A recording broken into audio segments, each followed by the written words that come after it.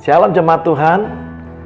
Tuhan tidak pernah membuat hari yang buruk, tapi semua hari dalam hidup kita Tuhan jadikan untuk kita bersukacita dan merayakannya. Haleluya. Anda siap? Engkaulah Tuhan, sumber kehidupan kami. Kami bersyukur dan menyembah-Mu ya Tuhan. Ku hidup karena anugerah-Mu. Ku hidup karena kasih-Mu. Kaulah sumber kehidupanku.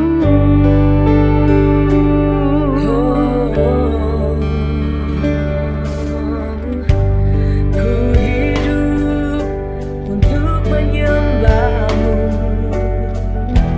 Ku hidup untuk menyenangkan-Mu. Kaulah pusat penyembahanku. Kau yang layak, Kau yang layak, Kau layak disembah di dalam roh dan kebenaran. Kau yang layak, Kau yang layak, Kau layak disembah, ditinggikan untuk selamanya.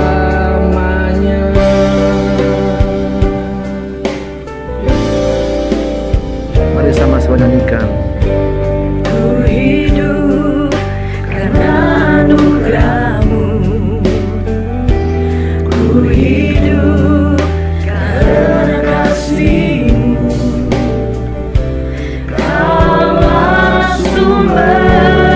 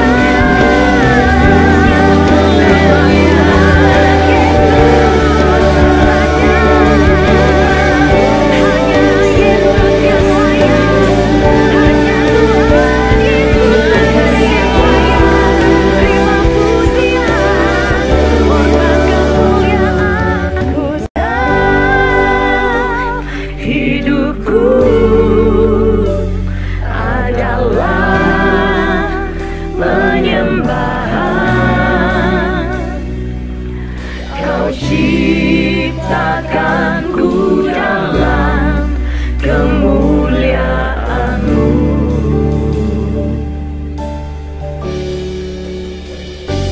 Ku tahu hidupku berharga di mata-Mu. Segenap hidupku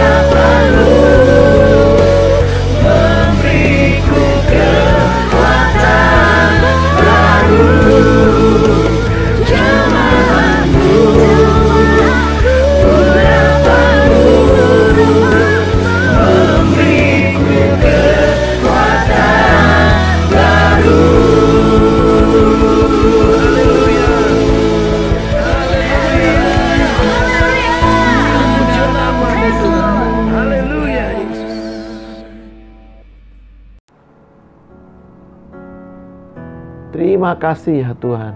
Sungguh kami bersyukur berRoh Kudus-Mu yang memberi kami dan menolong kami setiap saat untuk menjadi pemenang, bahkan lebih dari pemenang, mengubah hidup kami, membentuk hidup kami, memimpin hidup kami pada seluruh kebenaran-Mu. Terima kasih Bapa, berfirmanlah pada saat ini dan berkati umat-Mu, biar roh hikmat-Mu dan roh wahyu-Mu menolong kami untuk bertumbuh sebagai murid yang bertumbuh makin dewasa, menjadi pemenang, petarung yang hebat, dipakai Tuhan untuk merebut kemenangan demi kemenangan dalam setiap hari masalah yang kami hadapi. Terima kasih Bapa, urapi hamba-Mu juga. Dalam berkat nama Tuhan kami, Yesus Kristus, kami sambut dan kami siap untuk melaksanakan kebenaran firman Tuhan dan perintah Tuhan dalam hidup kami. Kami bersyukur. Haleluya. Amin. Shalom jemaat Tuhan. Setiap hari kita menyaksikan perubahan yang terjadi di dalam diri kita maupun di luar diri kita. Dunia ini begitu cepat berubah dan sepertinya hanya satu yang tidak berubah. Apa itu? Selain Tuhan Yesus ya, yaitu perubahan itu sendiri. Ya, artinya tidak ada usaha manusia yang dapat menghentikan atau melawan perubahan itu. Saya teringat dulu saya pernah menjadi pengusaha di bidang rekaman lagu-lagu rohani, atau sekarang istilah kerennya itu saya dulu punya label musik. Ya. Tahun 1990 saya memulai bisnis ini. Waktu itu masih menggunakan pita kaset atau tape kaset ya. Kemudian di tahun 2000 atau 10 tahun kemudian pita kaset mulai ditinggalkan orang dan diganti dengan compact disc atau CD. Tapi generasi lama tetap menyebutnya sebagai kaset. Sudah terbiasa seperti itu. Dan mereka juga tetap mencari bentuk pita kaset. Dan di tahun 2010 ya, 10 tahun kemudian compact disc sudah mulai juga ditinggalkan lagi oleh orang-orang. Dunia mulai beralih ke digital streaming service seperti Spotify, Joox, Revivo, dan lain-lain namanya ya. Sehingga perusahaan saya akhirnya terpaksa berhenti berproduksi dan beroperasi juga. Karena tidak bisa lagi mengikuti perkembangan dan perubahan teknologi yang begitu cepat yang tidak terantisipasi sebelumnya. Saya menyaksikan perubahan bisa terjadi begitu cepat. Namun demikian masih ada saja orang yang menyangkalnya dan tetap asyik dengan harapannya seakan-akan hidupnya tidak pernah ada perubahan. Di masa kini pun mereka masih tetap pakai pita kaset, bayangkan. Dan tape player. Wah, luar biasa. Demikian juga dengan kehidupan kita setelah percaya kepada Tuhan Yesus dan disebut sebagai orang Kristen, ya, Christian, ya, Christian, yang artinya orang atau pengikut Kristus. Seharusnya banyak hal yang berubah. Tetapi ya, itu tadi, masih saja ada orang-orang yang sudah mengaku percaya kepada Kristus, tapi hidupnya masih belum berubah. Mengapa bisa demikian? Paulus memberitahu kita di suratnya kepada jemaat di Roma, Roma 12 ayatnya yang kedua. Roma 12 ayatnya yang kedua. Janganlah kamu menjadi serupa dengan dunia ini, tetapi berubahlah, diubahkan, berubahlah oleh pembaharuan budimu, ya, pola pikirmu, mindsetmu, sehingga kamu dapat membedakan manakah kehendak Allah, apa yang baik, yang Allah berkenan, dan yang sempurna. Menurut Paulus, jangan biarkan dunia atau kosmos, nilai-nilai, keyakinan dunia, pendapat dunia yang bertentangan dengan nilai-nilai kerajaan surga lah yang justru membentuk dan mengubah kita. Dari luar dunia ini, luar membentuk pribadi dalamnya kita. Tetapi yang seharusnya terjadi, kata Paulus, perubahan itu harus total dari dalam budi, pola pikir, mindset kita keluar berupa perilaku dan tindakan kita. Kata bahasa Yunani yang dipakai untuk kata berubahlah atau diubahkan di ayat ini adalah metamorfosis, yang pada masa kini dipakai untuk menjelaskan perubahan yang mengagumkan dari seekor ulat menjadi seekor kupu-kupu, di mana bentuk tubuhnya, makanannya, jumlah kakinya, gaya hidupnya berubah total dan berbeda sama sekali. Proses metamorfosis ini ada yang berlangsung 1 bulan, tetapi juga ada yang sampai 1 tahun, tergantung jenis kupu-kupunya. Kupu-kupu menetaskan telurnya di atas daun, lalu telur tersebut berubah jadi ulat yang tiap hari kegiatannya hanya makan daun saja. sampai berkembang besar, lalu membungkus dirinya di dalam daun dan menjadi kepompong. Dari luar tidak terlihat apa yang sedang terjadi di dalam kepompong tersebut. Tetapi pada waktunya keluar seekor kupu-kupu yang indah dan bisa terbang. Tidak sama sekali dengan ulat. Itu adalah gambaran yang sangat indah dari apa yang terjadi kepada kita secara rohani. Ketika Tuhan mengubah atau mengarahkan pola pikir kita. Kita diubahkan dari dalam keluar. Kita menjadi lebih indah dan kita dibebaskan terbang ke ketinggian yang baru. New level. Ya. Jadi perubahan hidup dan perilaku kita dimulai dari perubahan total pola pikir atau mindset kita. Saya mencoba menjelaskan apa yang dimaksud dengan pola pikir atau mindset kita itu. Pola pikir adalah keseluruhan, ya, kesatuan, integrated, ya, dari keyakinan yang kita miliki, our beliefs, nilai-nilai yang kita anut, kriteria kita, harapan, sikap, kebiasaan, keputusan, dan pendapat yang kita keluarkan dalam, nah ini penting, memandang diri kita sendiri, orang lain, atau kehidupan ini. Singkatnya, pola pikir itu semacam filter atau penyaring yang kita bangun untuk menafsirkan apa saja yang kita lihat dan alami. Manakah kehendak Allah, apa yang baik, yang berkenan kepada Allah dan yang sempurna, kata Paulus tadi. Pola pikir memberitahu kita bagaimana kita menjalani hidup ini. Dan yang tidak kalah pentingnya adalah pola pikir ini akan menggerakkan perilaku atau tindakan kita.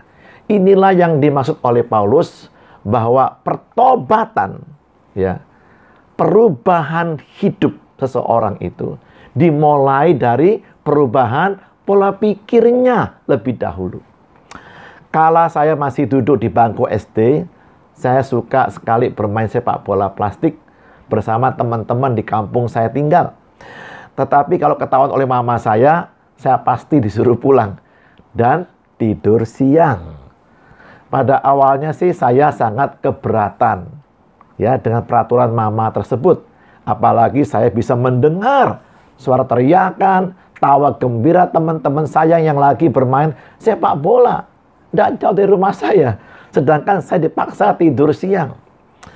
Tetapi setelah mama saya menjelaskan manfaat tidur siang untuk kebaikan saya, yaitu supaya sore hingga malam harinya badan dan otak saya segar untuk belajar dan mengerjakan PR sekolah dengan baik. Maka sejak itu saya dengan suka dan rela, ya, suka dan rela sendirinya setiap siang selalu tidur siang. Pola pikir saya telah diubahkan setelah saya menerima penjelasan mama tentang manfaat tidur siang bagi anak kecil, dan pola pikir saya menggerakkan perilaku, tindakan saya, kebiasaan saya sesuai dengan keyakinan saya. Itulah juga yang ingin Tuhan lakukan kepada orang Israel. Di Yeremia 31 ayat yang ke-33. Tetapi beginilah perjanjian yang kuadakan, kata Tuhan, dengan kaum Israel sesudah waktu itu. Firman Tuhan, aku akan menaruh Tauratku, firmanku, nilai-nilaiku, pendapatku, kehendakku, peraturanku, hukum-hukumku, ya, dalam batin mereka, dan menuliskannya dalam hati mereka. Maka aku akan menjadi Allah mereka, dan mereka akan menjadi umatku. Di Ibrani 8 ayat 10 dijelaskan sebagai berikut, ya. Ibrani 8 ayat 10, maka inilah perjanjian yang kuadakan dengan kaum Israel sesudah waktu itu.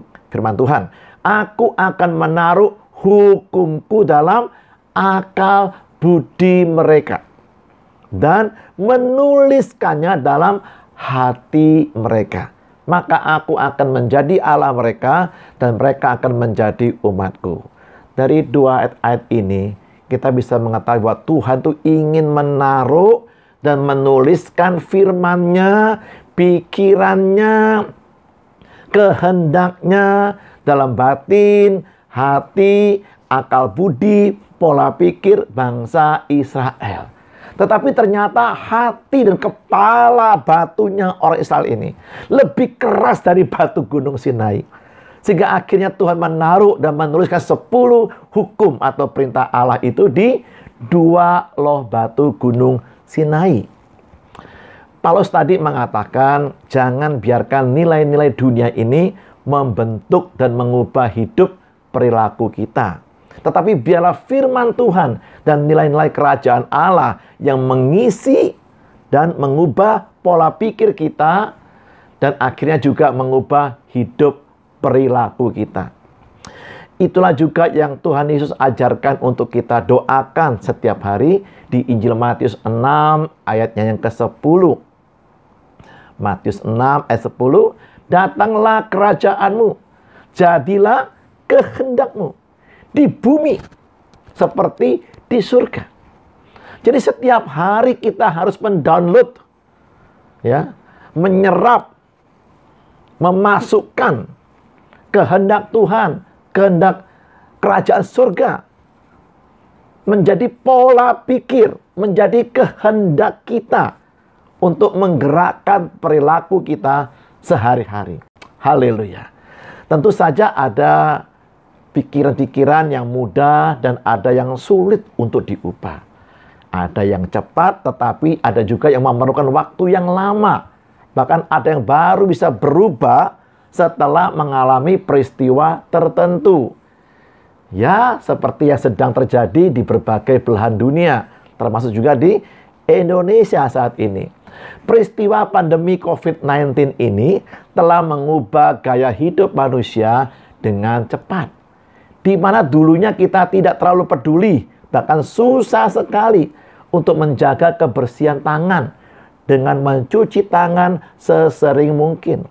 Sekarang, setelah mendapat informasi dan juga kita melihat sendiri penyebaran virus corona yang begitu masif, maka yang dulunya berpikir tidak usah peduli dengan kebersihan tangan, sekarang dengan suka dan rela, betul nggak? Mencuci tangan dan mengenakan masker setiap kali bepergian keluar rumah. Hal ini akhirnya telah menjadi pemandangan yang biasa dan normal dalam kehidupan kita sekarang, bukan? Mazmur 103 ayat yang ke-7. Ia, Tuhan, telah memperkenalkan jalan-jalannya kepada Musa. Tetapi perbuatan-perbuatannya kepada orang Israel. Cara Musa memahami suatu perkara sangat berbeda dengan cara kebanyakan orang Israel memahaminya. Musa tidak pernah bersungut-sungut. Israel selalu bersungut-sungut, demo terus, protes terus, marah terus. Musa bisa memahami jalannya Tuhan. Musa melihat dan mengenal jalan pikirannya Tuhan, the way of thinkingnya Tuhan. Sedangkan orang Israel hanya memahami Tuhan dari perbuatannya kepada mereka. Kalau lagi diberkati, gembira mereka. Kalau lagi ada masalah, mulai protes, komplain, dan bersungut-sungut ya. Saya sebenarnya tidak suka pergi ke dokter gigi. Karena kenangan pengalaman yang buruk waktu saya masih duduk di bangku SMP, masih sangat kuat ada di pikiran saya. Saya takut melihat alat suntik dan jarum suntiknya yang saya lihat waktu itu cukup besar ya, karena saya masih kecil ya. Dan belum lagi sakitnya yang tak tertahankan bagi saya. Membuat saya kalau tidak terpaksa sekali atau sakit gigi yang luar biasa, maka saya tidak akan pernah mau pergi ke dokter gigi. Setelah puluhan tahun saya bersikeras tidak mau ke dokter gigi, suatu hari saya terpaksa pergi juga ke dokter gigi. Kemudian saya melihat peralatan yang digunakan tidak tampak begitu menyeramkan bagi saya. Dan dokter gigi menjelaskan beberapa urutan tindakannya. Apa yang akan dia lakukan kepada gigi saya waktu itu. Serta ini yang penting. Dokter itu menjelaskan betapa kuatnya gigi asli yang diciptakan Tuhan. Yang bisa bertahan selamanya. Wah, luar biasa. Dibandingkan dengan tambalan gigi. Kalau bolong giginya, lubang. Atau gigi palsu atau implan. Ditanam. Ya, yang dibuat oleh manusia. Itu sementara. Tidak bisa bertahan selama-lamanya. Dokter gigi juga menjelaskan kepada saya pentingnya untuk memeriksakan gigi kita 2 kali setahun ke dokter gigi. Baik ada keluhan sakit maupun tidak. Sebelumnya saya hanya kalau sakit sekali baru ke dokter gigi. Nah, kalau ada orang dokter gigi, saya tanya gini, kamu kenapa? Gigimu sakit ya? Dia bilang, enggak, cuma mau kontrol saja. Kenapa dokter gigi kalau kamu udah sakit giginya? Nah, itu pola pikir saya yang lama. Karena dengan demikian, dokter bisa melihat gejala penyakit yang mungkin tidak terlihat oleh kita. Seperti antisipasi adanya lubang gigi dan infeksi gusi. Sebisa mungkin tidak sampai dicabut gigi asli kita itu. Maka sejak itulah saya dengan sukarela pergi memeriksakan gigi saya ke dokter gigi. Karena sudah tahu jalan pikirannya dokter gigi. Nah, Musa dan orang Israel melihat suatu hal yang sama. Masalah yang sama. Problema yang sama. Tantangan yang sama. Tapi dengan pengertian yang berbeda antara Musa dengan orang Israel. Demikian juga dengan kita, Bapak Ibu sekalian. Perubahan pola pikir kita membuat apa yang semula kita benci, ternyata kita sadar, wah, ini yang seharusnya kita kasihi. Ya, apa yang tadinya kita yakini benar, ternyata sangatlah keliru. Kita melihat dunia yang sama dengan kacamata yang benar-benar baru. Perubahan pola pikir tidak mengubah situasi dan lingkungan di mana kita hidup, tetapi mengubah pikiran diri kita sendiri dalam memahami dan menanggapi situasi dan lingkungan kita. Ada sebuah contoh nyata di Alkitab mengenai perubahan mindset atau pola pikir ini, yaitu di Injil Yohanes 4. Ini kisah mengenai Yesus menjumpai perempuan Samaria di tepi sumur Yakub di waktu siang hari, ya. Injil Yohanes 4 ayat 13 dan 14. Jawab Yesus kepada perempuan itu, barang siapa minum air ini, air sumur ini, ia akan haus lagi. Tetapi barang siapa minum air yang akan kuberikan kepadanya, ia tidak akan haus untuk selama-lamanya. Sebaliknya air yang akan kuberikan kepadanya akan menjadi atau berubah menjadi mata air di dalam dirinya yang terus-menerus memancar sampai kepada hidup yang kekal. Air melambangkan kepuasan, kelegaan, lega ya, kebutuhan mendasar dan utama bagi manusia. Kata Tuhan Yesus, kalau kita mencari dan meminta dari dunia ini untuk mengisi kekosongan dalam hidup kita pribadi, maka selamanya tidak akan merasa puas. Kita akan haus lagi, terus-menerus seperti itu. Tetapi kalau kita datang dan meminta kepada Tuhan untuk mengisi kekosongan dalam hidup kita, maka yang Tuhan beri itu bukan setimba atau 2 timba air, tetapi Tuhan mengubah diri kita menjadi mata air yang terus-menerus memancar sampai kepada hidup yang kekal selama-lamanya. Artinya Tuhan mengubah pola pikir dan perilaku kita dari seorang konsumen menjadi seorang produsen. Dan perubahan ini bermula dari perubahan pola pikir atau mentalitas kita. Dari mentalitas seorang peminta-minta atau fokusnya hanya untuk kepentingan diri sendiri, diubah Tuhan menjadi mentalitas seorang pemberi atau penyalur berkat Tuhan. Murah hati, selalu ingin menjadi berkat bagi orang lain. Kita menjadi sumurnya, kita menjadi mata airnya. Orang-orang mencari kita untuk diberkati Tuhan melalui hidup kita. Perubahan 180 derajat. Itulah yang seharusnya terjadi ketika kita berpaling kepada Tuhan dan mengalami perubahan pola pikir yang selanjutnya menggerakkan perilaku hidup kita seturut dengan kehendak Tuhan, yaitu perilaku hidup yang baik, yang Tuhan berkenan, dan yang sempurna, luar biasa.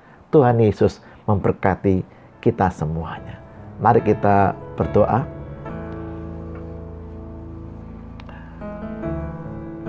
Bapa di surga, terima kasih buat firman-Mu yang memberitahu kami pentingnya tidak sekedar pergi ke gereja, tidak sekedar menghadiri ibadah kebaktian orang Kristen, tidak sekedar mengubah nama kami menjadi nama Kristen, tetapi yang lebih penting lagi adalah kami harus berubah. Dan perubahan kami itu dimulai dari pola pikir kami. Biar Roh Kudus memperbaharui, mengubah pola pikir kami, menuntun hidup kami kepada kebenaran Tuhan.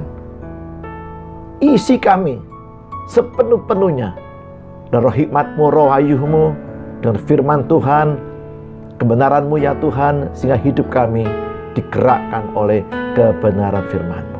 Pola pikir kami, mindset kami sudah diperbaharui. Roh Kudus perbaharui kami terus menerus. Terima kasih Tuhan, berkati umat-Mu semuanya untuk bertumbuh makin dewasa, sehingga tidak mudah, tidak bisa diombang-ambingkan oleh berbagai macam pendapat, pengajaran palsu buatan manusia. Di dalam nama Yesus, jamah hati kami. Taruh firman-Mu, perkataan-Mu, kebenaran-Mu di hati kami. Tuliskan di hati kami. Taruh juga dan tuliskan di akal budi kami, pola pikir kami. Di dalam nama Tuhan Yesus Kristus. Terima kasih ya Bapa. Sebentar kami akan menikmati persekutuan dengan tubuh dan darah-Mu Yesus. Ampuni dosa kami Tuhan. Karena dosa menghalangi berkat Tuhan masuk dalam hidup kami. Tapi pengakuan dosa kami kepada Tuhan itu membuka keran darah Yesus, menyucikan, memurnikan, membersihkan semua dosa dan kelemahan kami.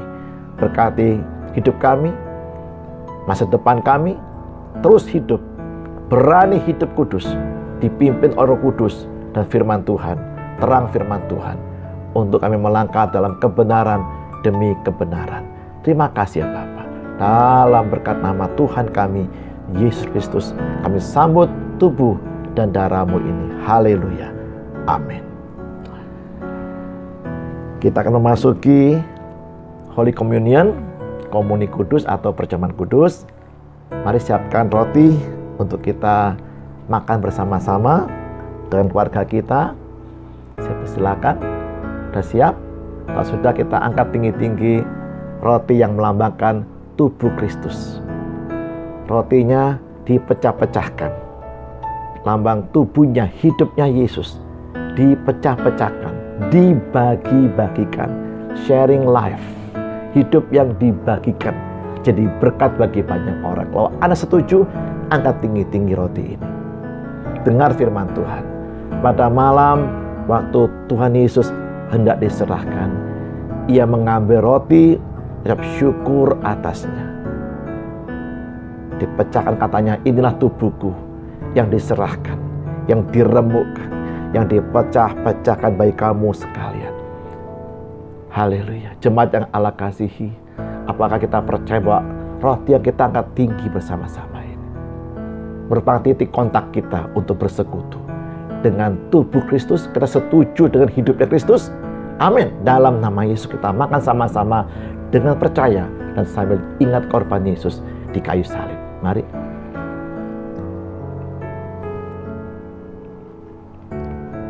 Sekarang siapkan minuman, anggur ataupun yang berwarna merah lainnya, atau teh juga boleh, silakan. Kita angkat tinggi-tinggi di hadapan Tuhan. Ini tanda kita setuju, bersekutu, sepakat dengan pengorbanan Yesus kayu salib. Dengar firman Tuhan, setelah makan, Yesus mengambil cawan katanya. Cawan ini adalah perjanjian baru yang dimeteraikan oleh darahku. Puji Tuhan. Tetapnya Tuhan tidak sekedar ngomong saja, sekedar membuat janji saja, tapi dia benar-benar menepatinya, sekalipun harus mengorbankan dirinya. Apa jemaat Tuhan percaya bahwa cawan anggur yang kita angkat tinggi sama-sama ini minuman ini, merupakan titik kontak kita, bersekutu dengan darah Kristus. Amin. Dalam nama Yesus kita minum sama-sama dengan percaya, sambil ingat korban Yesus di kayu salib. Mari.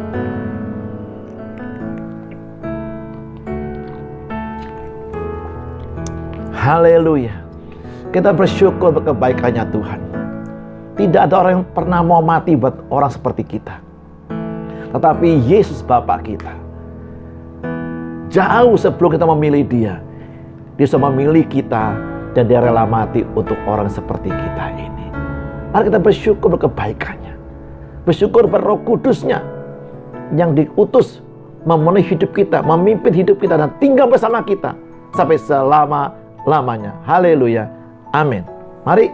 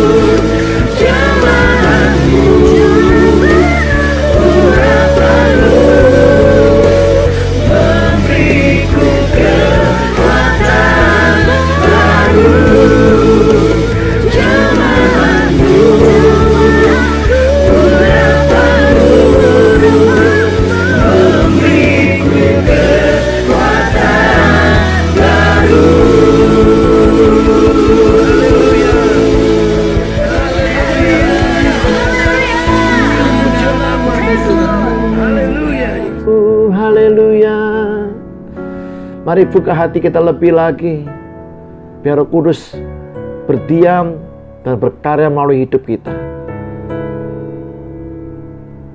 Silakan Bapak Ibu bisa menaruh tangannya di kepala anak-anak kecil. Taruh berkat Tuhan di kepala mereka, di pola pikir hidup mereka, yang akan memimpin langkah, tindakan, perilaku mereka, dan memuliakan nama Tuhan.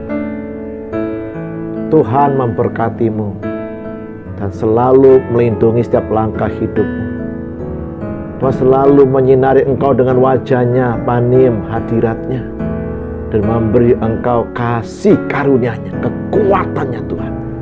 Tuhan menghadapkan wajahnya kepadamu, favornya, haleluya, dan memberi engkau damai sejahtera.